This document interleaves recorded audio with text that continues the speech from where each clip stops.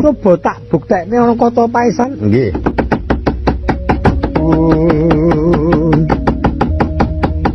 Mangayataken muca kastenira.